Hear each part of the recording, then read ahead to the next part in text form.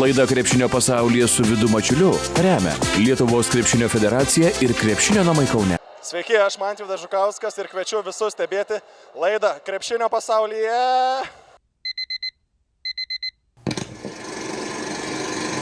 Krepšinio pasaulyje. Sveiki gyvi.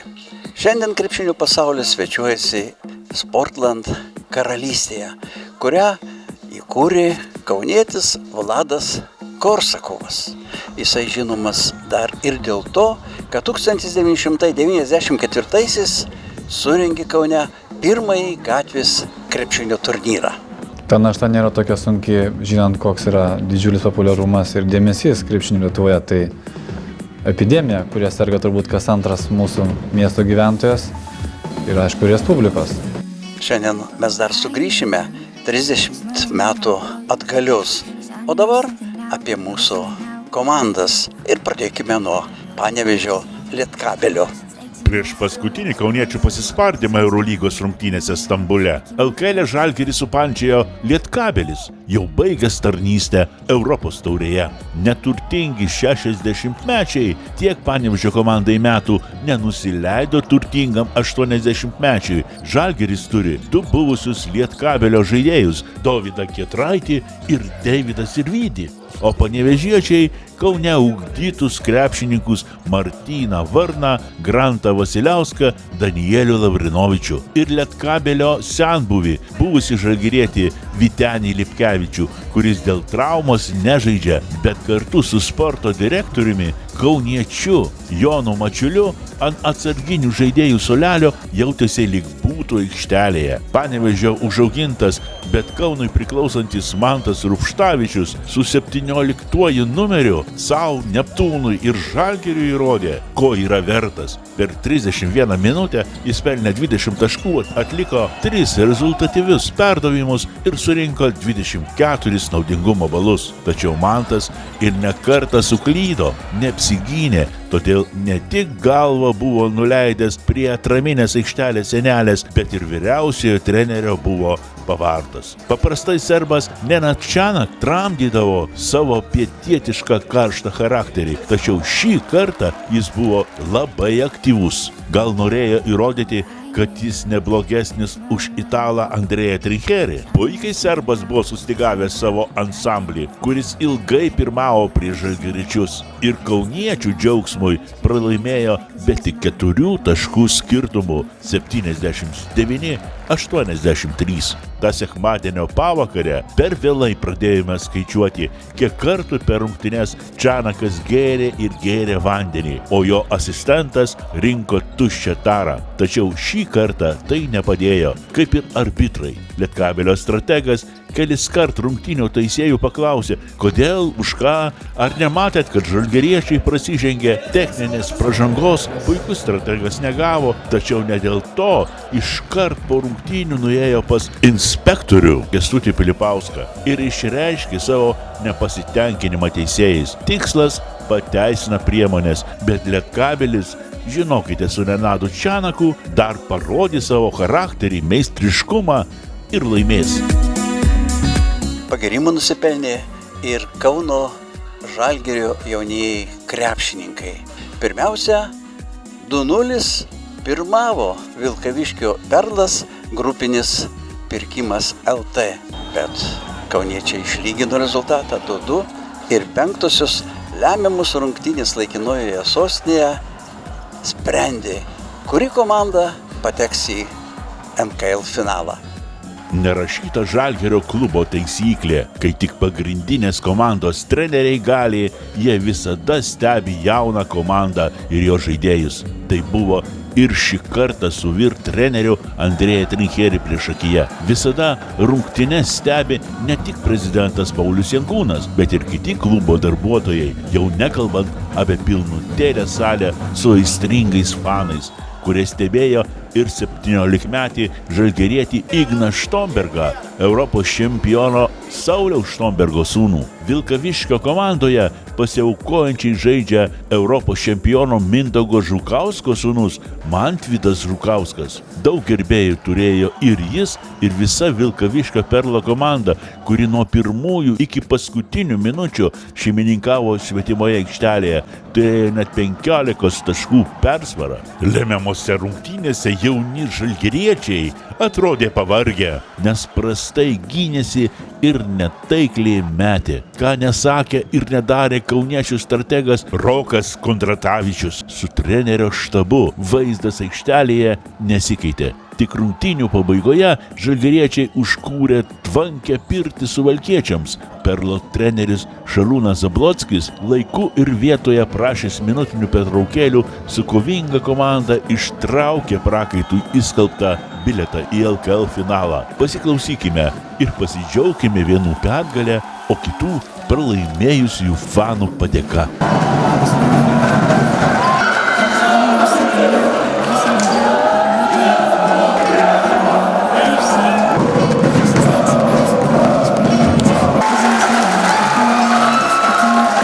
Oi, geras jausmas, net nežinau kaip apsakyti. Tiek daug darbo įdėjom visą sezoną, tiek daug sunkumų buvo ir dabar jau esam finale, labai džiaugiamės. Labai džiaugiuosi, labiausiai džiaugiuosi už savo žaidėjus, kurie visą dūšią atidavė. Koks gali kitoks jausmas būti? Tokia pergalė. Pirmą kartą istorijoje Vilkaviškis finale. Dar net nesuprantu, koks tas jausmas, bet laimė begalinė. Nieko lengvo nebūna, nesam tokia stipri komanda, kad tik tai truputėlį patikim sėkmė ir mūsų iš karto priešininkai nubaudžia. Čia pusfinalis. Čia lengvų kovų nebūna. Paslapties jokios nepasakysiu, tiesiog atsidavimas, kova iki paskutinio kraujo lašo. Šiaulietis žaidė už Vilkaviškį, tai gerai ir blogai? Žinoma gerai, kodėl? Net du šiauliečiai esam, Titas, aš. Labai faina čia Vilkaviškį, viskas super. Labai šiltai mumis priėmė, tai mes laimingi čia. Mes kaip ir turim tą tokią nuoseklų darbą, nekeisti trenerių kiekvieną sezoną, duoti jiem įsibėgėti, neturim didelio biudžeto, mes patys suprantam, kad pergalės ateina per sunkų darbą. Apie LKL mes svajot galim kiek norim, bet tai neleidžia galimybės. Dar laukia finalas, mes dar nieko nelaimėjom. Dar reikia laimėti prieš Telšius. Mes nenorim bankrutuoti, nes mes esam, kaip sakau, ūkininkai, verslininkai, viską planuojam tolygiai, kad būtų pinigų paskirstymas. Puikiai matėt, puikiai Puikiai ištransliuosi tai per kamerą, kaip myli krepšinį Vilkaviškis. Tiek fanų renkasi. Viena labiausiai lankomų salių visam NKL. Vilkaviškis dėl pirmosios vietos žaidė su Telšiais, o dėl trečiosios Palanga su Kaunu. O Kauno Žalgiris jau žaidė paskutinės Eurolygos rungtynes Stambule. Visi laukime, ar nugalės kauniečiai Anadolo FS komanda, ar trinktels durimis, ar užklius už slenksčių, kurio nėra toje sporto arenoje Turkijoje. 87 ir 77. Taip Stambulo arenoje vieni kitus pavaišino žinoma ne turkiškų kebabų ar lietuviškų cepelinų meistrai, o krepšininkai. Po 34-ojo Eurolygos susitikimo Anadolų vyrai buvo sotus ir laimingi, nes jie dar pratęs vaišes, kai 90-ųjų Eurolygos čempiono Žalgirio ainiams tai buvo paskutinė vakarienė stipriausiojo senojo žemyno krepšinio šventėje. Žalgiriečiai vėl jau 19 kartą liko alkani. Per visą reguliarųjį sezoną Žalgirio aistruoliai galėjo pakelti pergalės taures tik 15 kartų. Dar nesibaigus šiam krepšinio baliui, nežinant kaip jis baigsis, kitą sotų stalą vėl užsitikrino vyriausiasis Žalgirio komandos šefas, nesvarstant, kodėl kauniečiai patys savo po krepšiais įsikasdavo duobes, į kurias žaryje supildavo svetimi ir svilindavo net silpnesni mūsiškių padus ir riešus. Kaip ir 25 balandžio 11-osios vakarą, stebint visai nekarštiems turkų fanams. Nuo pirmųjų minučių žalgiriečiai leido save niekinti, kol Anadolų FS nenuskrudė +19. Gerai, kad šeimininkai pradėjo anksti švęsti ir po pertraukos jau leido svečiam šeimininkauti. Žalgiriui pakilo ūpas ir prisiminė, ką jie įskrisdami žadėjo. Netikėtai užkūrė turkišką pirtį, pasivijo suduriuojančius, bet baigėsi garas, o kartu su jais ir žalgiriečių sapnas, kad jie vėl laimi. Pro šalį, net nuo baudos linijos, vėl skriejo kamuolys ne ten, kur reikia. Klaida papildė klaidą, nors nebuvo dėl ko jaudintis, dar anksčiau įsitvirtinus gėdingoje 13 iš 18 vietoje. Pralaimėjimas 77-87 nieko nelėmė, išskyrus gusarišką garbę, dėl kurių prieš ketvirtį amžiaus vedamas lietuvio stratego taip kovodavo neturtingas Žalgiris ir tapo Eurolygos karaliumi. Mes anos karalystės jau nebesulauksime. Žalgiris, kaip ir visos komandos, žaidžia žiūrovų džiaugsmai arba jų liūdesiai. Kaip Eurolygoje Žalgirių pasirodymą vertina fanai ir krepšinio specialistai. Žalgiris, aišku, labai gaila, kad nepateko į atkrintamąsias. Čia yra įvairių problemų ar, sakysim, klausimų. Gal ne visą laiką norėjom, gal per daug nosį rėtėm, gal ne į tos žaidėjus žiūrėjom. Reikėjo neimto vienu žaidėjų, kur turėjom apie Volkerį šnekant, nes buvau gerai įsivažiavę ir paskui komanda gal susimėtino. Aš pamenu kelias rungtynes, vienas iš jų tokios ryškiausios, tai su Cervena Zvezda. Tai komandinis toks žaidimas, kamuolys eina, visi su malonumu žaidžia, lyg tai ne tas pats Žalgiris. Reiškia, gali Žalgiris taip žaisti. Įspūdingai pradėjo Eurolygai ir tikrai visi tikėjomės ir realiai tikėjomės, kad tikrai mažiausiai atkrintamąsias. Luka Lekavičius, vyriausiasis treneris, įvardėjo kaip žvaigždę, ant jau bus statomas žaidimas. Dingo, numarino. Treneris, jisai gal tokia turi savo kaip ir viziją ir gal galvoju, kad aš paimsiu ir pasakysiu, kad ten žvaigždė, bet gal apgausiu varžovus. Neaišku, kur dingėt. Mačiau, išvaręs kažkur buvo atostogaut. Brazdeikį pralaikė pradžioj sezono irgi. Dabar, kaip matom, Brazdeikis vos nepagrindinis žaidėjas. Treneris stiprus, bet Maskvytis į 8-tuką papuolė, jau dabar į 10-tuką sunkiai papuolam, o komanda stipri. Kuo skiriasi Kazys ir Trinkierius? Rezultatai tokie pat, skaičiai rodo tokie pat. Kodėl neturėjom kantrybės ir jo neišlaikėm? Skaičiai kitokie atlyginimų. Čia jau nekalbu apie, kaip sakė man vienas žmogus, sakė, kokia gali būti kalba apie pinigus tarp žmonių inteligentų. Čia trenerio reikalaus, mes tik tais ir gali. Kodėl mes neturim lietuvių trenerių, kurie galėtų pačią lietuviškiausią, pačią stipriausią legendinę komandą, kurios vada Žalgiris treniruoti? Gerų lietuvių sunku ras dabar, visi užimti. Maksvytis lietuvis, buvęs rinktinės treneris, gal kažką. Pasakykit, kuo skiriasi pergalių pralaimėjimų skaičius dabar ir būnant Kaziui Maskvyčiui. Kaip skiriasi? Nieko nesiskiria, mano nas žaidimas. Tai čia ar neatsakymas, tai kodėl tada jisai negali būti, neužteko kantrybės, kada užeina nesėkmių kokia banga, o dabar užtenka išmokti ar daug derinių, ar dar kažkas, tai čia kiekvienas gali. Sužiūrėsi nuo kitų ir galėsi žaisti. Čia reikia mokėti sutarti su žaidėjas. O čia yra trenerio duona. Manau, kad keisis sudėtis, bet vėlgi sakau, žiūrim kaip ateityje viskas atrodys. O treneriai keisis? Negaliu atsakyti, manau, kad gali būti visko. Gal LKL viską nuspręs. Jeigu turėsim fiaskų kaip pernai, tai nemanau, kad bus Paulylis. Sunku. Nemalonu, kada pralaimi ar kada tos pačios, sakysim, klaidos būna, kad ten pasitikim, kaip jūs sakėt, ties, kur žaidžia vienas prieš vieną. Tai kad aš jau matau, kad žaidžia nebe vienas prieš vieną, jau tada tą žaidėją dengia dviese ir vis tiek žaidžiam tokią pat taktiką. O tai kodėl taip yra, tai ieškoti reikia. Po kelių minučių mūsų išskirtinis pasakojimas apie prieš 30 metų surinktą pirmąjį gatvės krepšinio turnyrą ir apie šių dienų trijulės. Avizo visiems, kurie renkasi kokybę. Sybet, ruletka, gry karčanai, automatai to gry. Nesakingas lošimas gali sukelti priklausomybę. Sveiki, esu Vladas Korsakovas, Sportondo kompanijos valdybos pirmininkas ir šios kompanijos įkūrėjas. Jūs žiūrite laidą Krepšinio pasaulyje su Vidu Mačiuliu. Krepšinio pasaulyje. Man viską teko matyti ir atrodo lyg vakar Kaune buvo surinktas pirmasis gatvės krepšinio turnyras, nors jis vyko prieš 30 metų.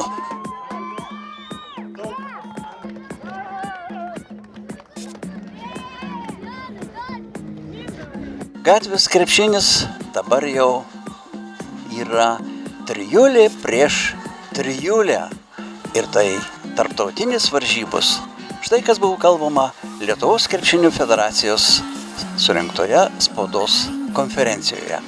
Labai džiaugiamės pasiektais rezultatais, labai džiaugiamės 3x3 krepšinio integraciją į Lietuvos krepšinį, tą didįjį 5x5 krepšinį. Džiaugiamės ir mes, iš tikrųjų džiaugiamės naujojų sezonu, naujojų ciklu. Vieną istorijos puslapį uždarėm jau, gal neblogas buvo tas istorijos puslapis. Turime ir olimpinius pirmosius medalius, tačiau tai jau yra istorija, maloni istorija, bet verčiasi naujas lapas, kelias į Los Andželo olimpinės žaidynes. Reiškia, kad mes 25 metais techniškai atveriame naują puslapį, tačiau 26 ir 27 metai jau bus suminė išraiška taškų, siekiant patekti į Los Andželo olimpinės žaidynes. Mano kaip trenerio didžiulis noras būtų, sakau, kad įsitrauktų kuo daugiau žaidėjų. Visi, kas turi ambicijų, kas turi noro, turi svajonių ir tikslų siekti iki kitų olimpiados, iki Los Andželo, tai visą laiką, kaip ir sakėm, bus durys atviros. 3x3 krepšinio čempionatas, atviras Lietuvos krepšinio čempionatas, startuos šių metų birželį. Atidarysime kliniką Kaune, Valdo Adamkaus centre nuo balandžio vidurio, 14 dienos pirmadienio. Bus atviros durys visiems siekiantiems dalyvauti tiek Lietuvos čempionate. Vėliau prie jų jungsis taip pat ir jaunimo bei vyrų rinktinės. Kelias iki Los Andželo prasideda šitie metai, bus patys svarbiausi. Šiais metais turime pasidžiaugti tuo, kad turime rekordinį kiekį Lietuvos klubų, kurie dalyvaus tarptautiniuose turnyruose, tai yra FIBA organizuojamuose Challenger ir Masters lygio turnyruose. Norimės aukščiausių tikslų, vienas tikslas pasiektas, norim Los Andžele kito tikslo, aukštesnio. 3x3 krepšinis kaip ir iš dalies įrodė, kad mes galime būti naudingi visai mūsų piramidai. Esam maža šalis, kiekvienas medalis ir kiekviena pergalė yra svarbi ir mes kuo labiausiai džiaugiamės, kad visi tiek prie šio stalo, tiek šiame pastate tą puikiai supranta. Lietuvos trijulis jau pradeda ruoštis olimpinėms žaidynėms, o štai Vladas Korsakovas prisimena pradžių pradžią. Šitas turnyras vadinosi Black Top Reebok ir man teko garbė, arba kaip čia sakyt, gal tokia buvo mano misija, kad aš prisiliečiau būtent prie tų turnyrų organizavimo. Į tos turnyrų žiūrėjau daugiau kaip į tokią atrakciją, kaip į galimybę suburti tos žmonės, kuriems patiko krepšinis, kad jie galėtų išreikšti savo emocijas, savo meistriškumą, norą ir dar kažką, būtent gatvėje. Ta istorija, kuri prasidėjo prieš 30 metų, aš niekada netikėjau, kad jinai gali pavirsti iki olimpinių žaidynių sporto šakos. Istorija tokia, kad susisiekėm su pačia Reeboko kompanija, kuri mus nukreipė į Suomiją. Ir Suomijoje buvo, vadinkim, distributorius, kuris turėjo teisės visą Pabaltiją. Tai va to distributoriaus dėka mes pradėjom Reeboko prekinio ženklo prekybą Lietuvoje vystyti. Ir jie kaip tik ir pasiūlė, kad surengtume va tokį turnyrą, kuris jau tuo metu, matyt, buvo populiarus ne tik tai Suomijoje, jis buvo populiarus ir Jungtinėse valstijose, dėl to ir vadinasi Black Top Reebok, kaip žaidimas ant gatvėje, ant juodo asfalto. Ir kada atsirado protokolose beveik virš 140 komandų, tai toks paėmė drebulys, kaip suvaldyti visą tai. Nes tos komandos buvo labai skirtingo amžiaus, turbūt nuo vaikų iki suaugusio.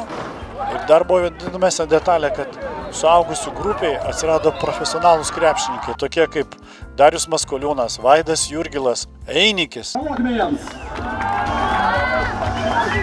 Kauno Žalgiris 2 iškovojęs Reebok firmos profesionalo konkurse pirmąją vietą ir komandos kapitonas Vaidas Jurgilas ne tik tai atidarys šampano butelį ir pasakys mūsų programai, ką jis dabar jaučia šiuo metu. Nieko, labai linksma, kad absoliutus esam čempionus. Ar negaila, kad šampanas štai taip liejamas, o ne jūsų komanda padragauja? Tokios pergalės, ne. Antrą kartą tapom absoliučiais, galima sakyti, streetbolo čempionais.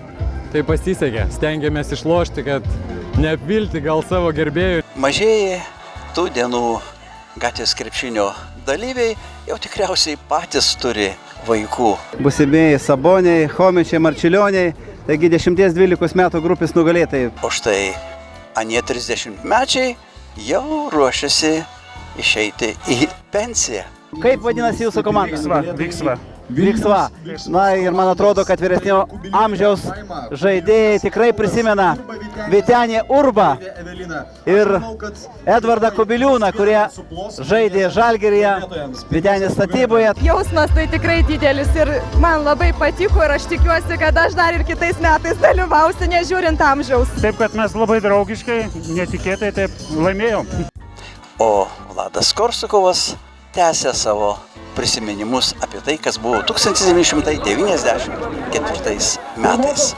Organizavom iš entuzijazmo, iš noro kažkuo tai nustebinti kitus ir pačius savim. Tai dėka, kaip minėjau, ir Audros, ir Kęstučio mums pavyko tą padaryti. Dėmesio. Pradedam. Populiaru tarp ir studentų, bet labiausia, kiek aš skambučių sulaukiu, vaikai tie nuo 10-12 metų, kur neturi savęs išreikšti ir kur jų krepšinis prasideda ant asfalto gatvėje. Aš nesididžiuoju to, nes aš tai dariau iš to noro, žinot, iš tokio jaunatviško entuzijazmo. Smagu, kad šitie mūsų pirmieji turnyrai išaugo būtent iki olimpinio formato. Aišku, be galo esu dėkingas ir Vidui Mačiuliui, kuris čia stovi už ekranų, jūs jo nematot, nes jis buvo tas, matyt, didysis krepšinio archeologas, kuris iš bet ko ir iš bet kaip, iš bet kokių šaltinių gali iškasti viską, gali pateikti visas detalės ir sudėlioti visą mozaiką, kaip kas vyko. Kitą kartą mes parodysime Reebok tarptautinį krepšinio turnyrą Frankfurte prie Maino.